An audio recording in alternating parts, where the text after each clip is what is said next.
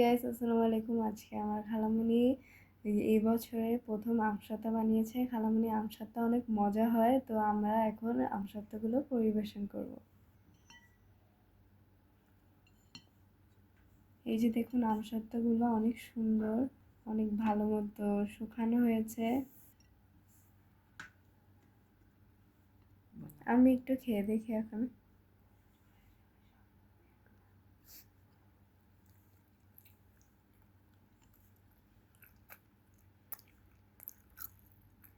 আমসত্ত্বাগুলো অনেক মজার। এটা অনেকদিন বানিয়ে আপনারা সংরক্ষণ করতে পারবেন।